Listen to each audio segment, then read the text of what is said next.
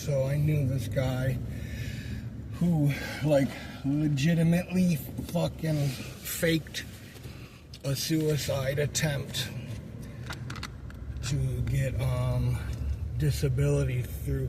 He had a really good union job. Can I go through this way? Yeah, I think so. Yeah. He had a really good union job. He faked a suicide attempt, like left a note, everything. Fucking had to go to like the psych ward for 3 days. All kinds of crazy shit. Like he just put his family through a bunch of craziness. And I remember talking to him when he was getting remarried, and he was telling me, like, not like in a joking way, but he's like, you should just, marry somebody that has money, you know what I mean, or whose family has money. And I just kind of laughed, like, yeah, okay, like, that's great advice. He's like, well, it goes a long way, money. And I was just like, wow, that's such a fucking, like, it wasn't even like laughing, or anything about it. It was really like him giving me fucking advice, you know what I mean, about relationships.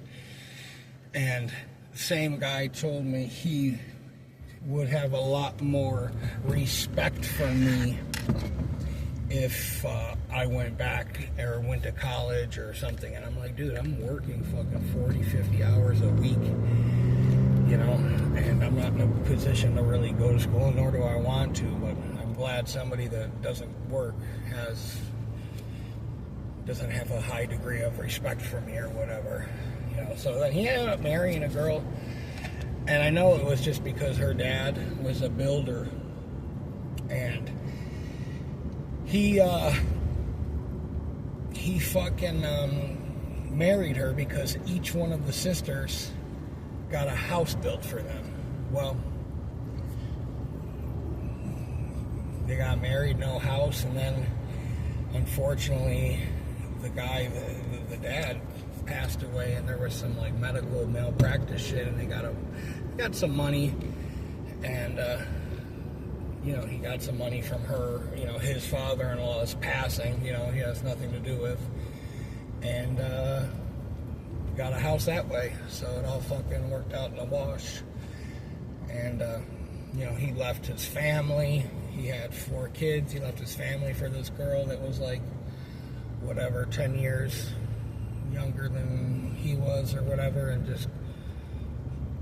but he did all this stuff. And I remember his kids, his one son was telling me that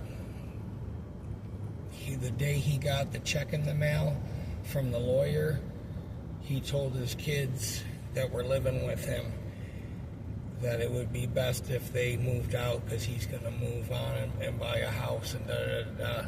So that guy was my dad, and that's why I don't fucking have a relationship with him at all, and among other things that I haven't even had a chance to fucking really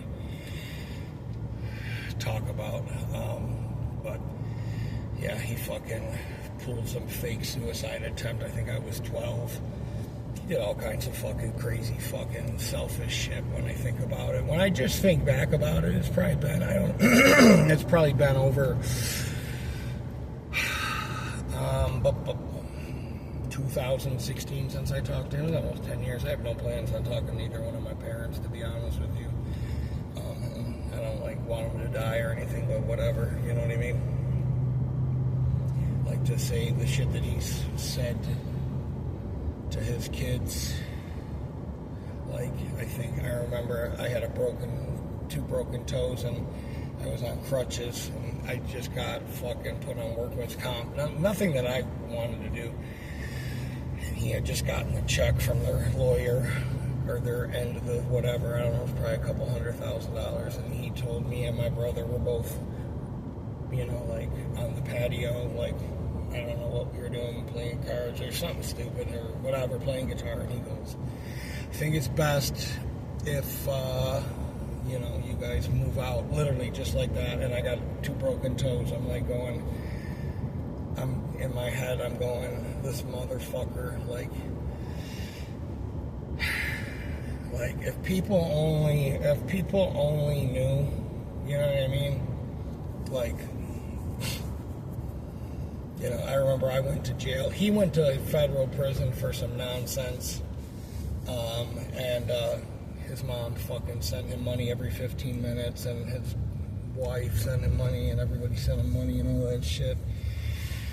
And I went to jail for like 15 minutes, and he couldn't he couldn't put $10 on my books, you know what I mean?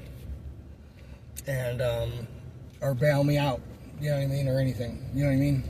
But he always had money for a fucking new watch, you know? Or his dog, you know, if his dog got hurt, he had money for the dog. But